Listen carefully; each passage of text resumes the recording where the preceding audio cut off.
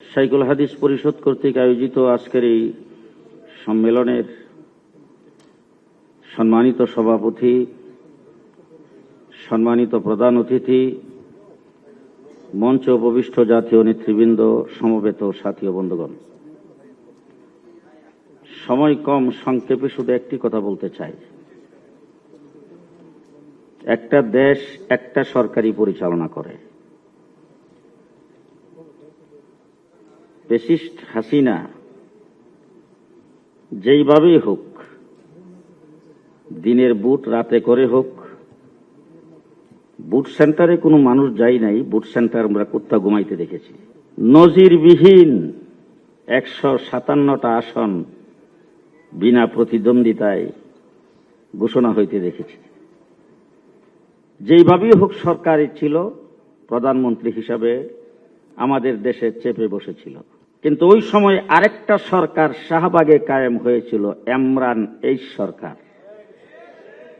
তখনকার সময়ে শেখ হাসিনার সরকারও তার মোকাবেলা করার মতো সেই সাধ্য ছিল না।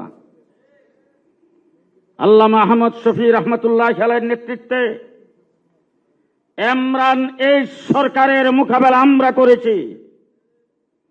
আজকে যারা আমাদেরকে বলেন মসজিদ থেকে ঘাট ধরে বের করে দিবেন, আপনাদের লোকজনের ফাঁসির দাবিতে শাহবাগ কায়েম হয়েছিল, মোকাবেলা আপনারা করতে পারেন নাই, আমরাই তার মোকাবেলা করেছি।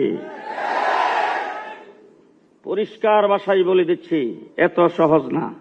আমরা বাংলাদেশে বন্যার পানিতে ভেসে আসি নাই, আমরা কুচুরি ফেলার মতো ভেসে আসি নাই, আমরা এই দেশে দোষ জমাই থাকি না, আমরা দেশের প্রাধান্য নয়, আমরা দেশে শিকড় থেকে শিকড় পর্যন্ত আমাদের হাতে।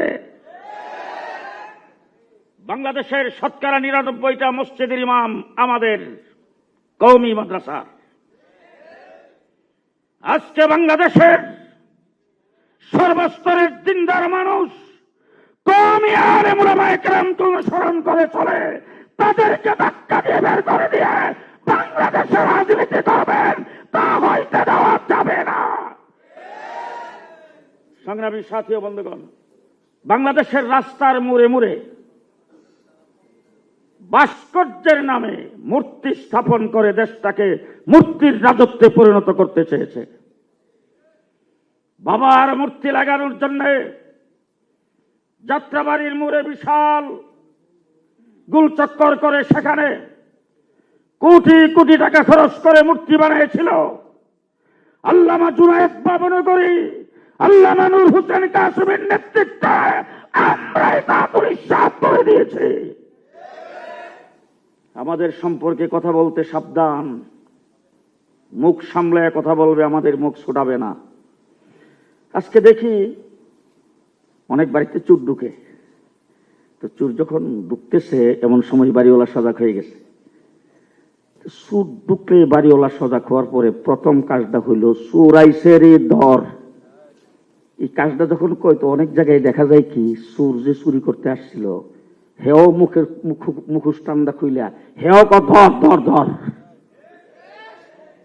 এখন ওই সূর্যে কে, এটা তখন সবাই ধর ধর বলে, এদের ভিতরে চোর আছে কেউ চিনে না।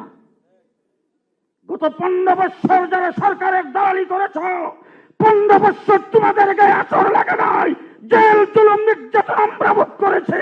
আজকে বাংলাদেশে উলামায়ে কেরামের বিরুদ্ধে বিসর্জন করবে, তাও বাংলার মাটিতে চলতে দেওয়া হবে না।